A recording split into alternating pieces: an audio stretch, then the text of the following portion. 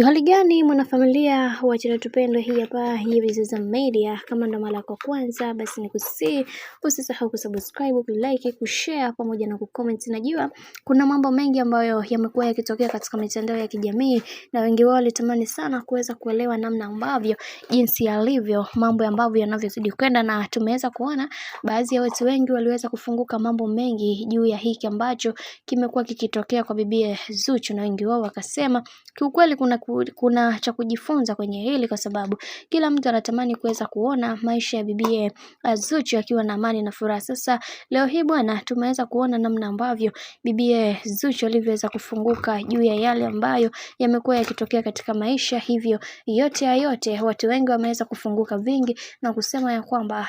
bibi Zuchu ni moja kati ya mwanamke ambaye mara zote anatamani sana kuweza kuona familia ya bibi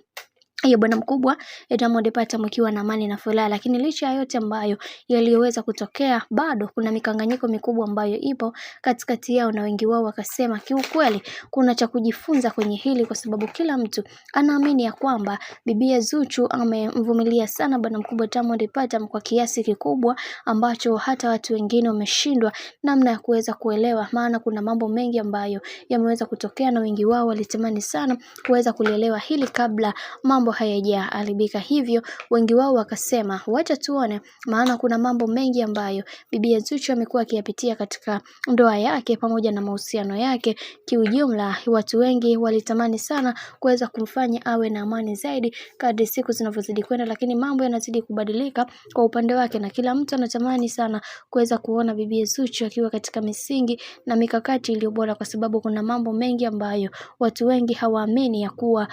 bibi Zuchu ni moja kati ya mwanamke mwenye utulivu na amani ya moyo.